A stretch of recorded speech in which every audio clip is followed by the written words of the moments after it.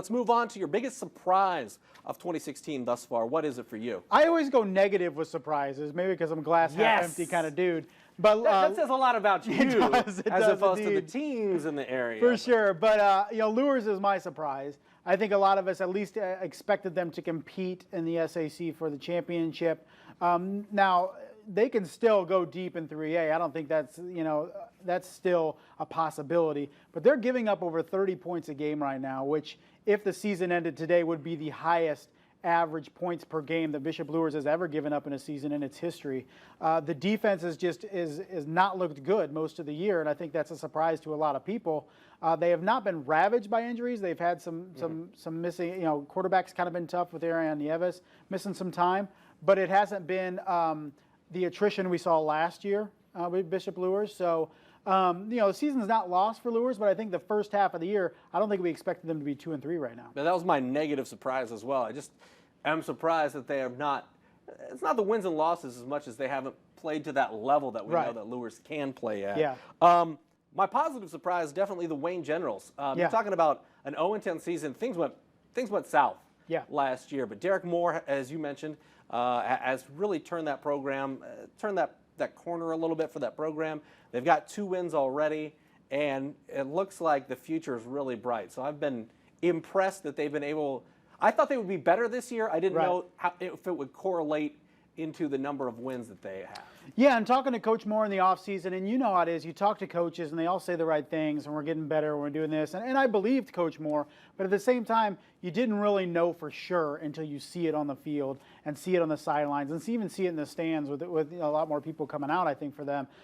So it is impressive with what Wayne's been able to do. We've seen them win an SAC championship recently, and they're going back towards that. You mentioned playing so many young guys, winning a couple games now, and getting that confidence and taking that next step. So definitely Coach Derek Moore and the Wayne Generals, one of positive surprises. You'll cover the positives. I'll cover the negatives. Well, another positive I had was Adams Central, because I thought generally when those smaller schools have really, really good teams, it's based on seniors. And when that senior class cycles out, you see the drop-off. Hunter Bates was such a big part of what they did. They had some talented seniors last year, and you think, okay, well, they're probably going to take a step back based on graduation and just the way that cycles work specifically for high schools. But, man, Coach Mosher has really picked them up where they've left off, and they've been good.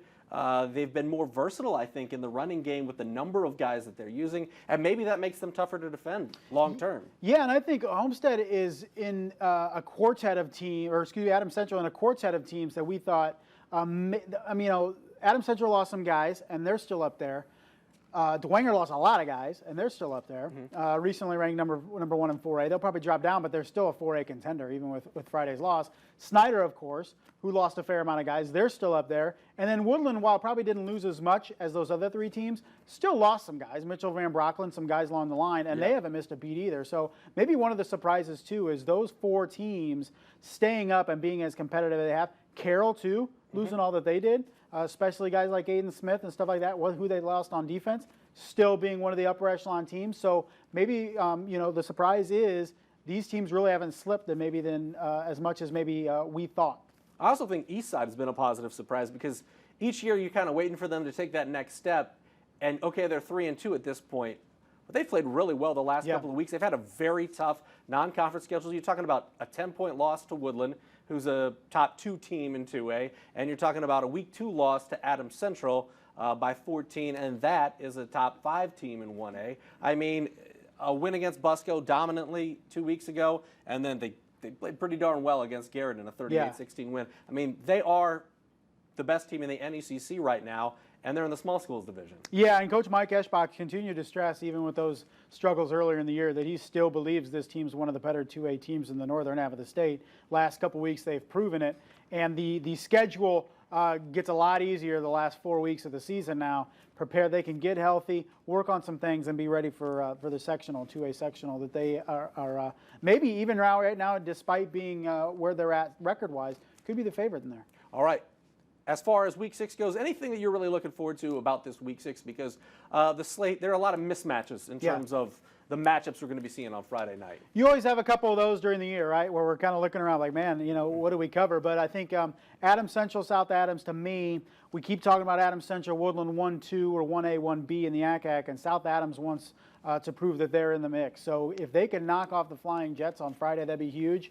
And then I think Dwenger, Concordia, too. Dwenger looking to bounce back, and I think Concordia, we mentioned them earlier, competitive every week. If they put together a good game, they are definitely capable of knocking off the Saints. The battle at Zollner Stadium. Show is. Whose home is it really? That's what we'll see on Friday night. And we are making the Highlight Zone game of the week, our South Adams Central game. So I'm glad, even though you're glass half full, glass half empty? I'm glass half empty. I'll be glass half full. Even though we disagree there, we agree on what our game of the week might be. We're heading to Bern. It's going to be a party in Bern on Friday night. Hanging out at the Swiss McDonald's. I'm no down. doubt about it. Pizza King too. They got a Pizza King. I didn't know that, but they've got the buggy stand there. That's right, they do. At the McDonald's, so you can tie your horse up there, go to Starfire Field, watch the game. It should be good. For Justin this week, I'm Glenn. We'll see you next Monday.